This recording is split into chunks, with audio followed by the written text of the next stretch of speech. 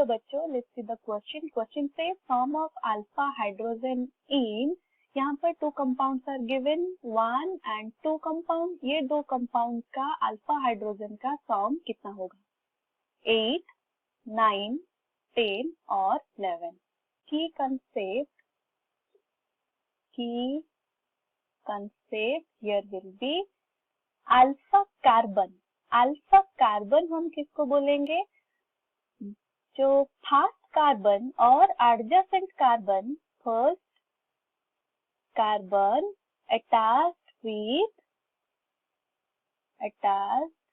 with functional group.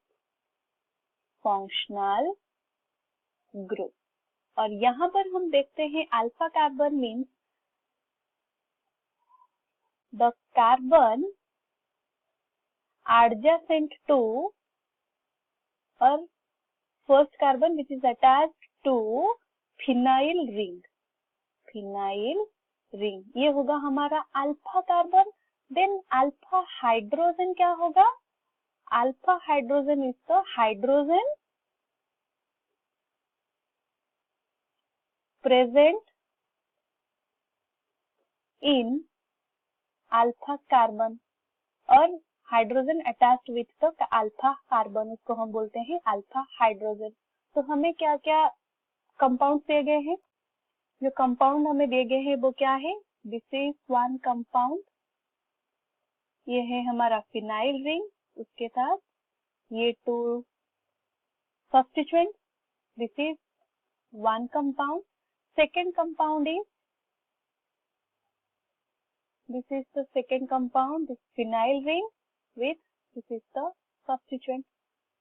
तो यहाँ पर this is second compound. तो हमें फाइंड आउट करना है, पहले हम देखेंगे नंबर ऑफ अल्फा हाइड्रोजन. यहाँ पर अल्फा हाइड्रोजन क्या होगा? जैसे कि हमने देखा फिनाइल रिंग को एडजेसेंट कार्बन को हम अल्फा कार्बन बोलेंगे. तो यहाँ पर जो कार्बन प्रेजेंट होगा दिस इज द कार्बन, क्योंकि यहाँ पर CH3 ग्रुप प्रेजेंट है. सिमिलरली यहाँ पर हम देख सकते हैं in the second compound, here is the CH2 और ये होगा CH3 और this one will B CH2 और CH3. तो this is the fill up of the carbon and hydrogen. अगर हम पहले फिलअप कर लेते हैं कार्बन एंड हाइड्रोजन को in all those given compound. तो now let's find out alpha carbon and alpha hydrogen. Alpha carbon हमने बताया कि फिनाइल रिंग को एडजेसेंट कार्बन को हम बोलेंगे अल्फा कार्बन. तो ये हुआ हमारा अल्फा कार्बन.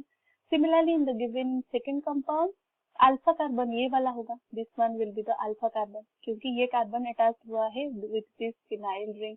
और अल्फा हाइड्रोजन मीन्स यहाँ पर these are the alpha hydrogen, जो अल्फा कार्बन के साथ प्रेजेंट होंगे दीज आर अल्फा हाइड्रोजन. यहाँ पर this are alpha hydrogen. So number of alpha hydrogen यहाँ पर हमने कितना देखा?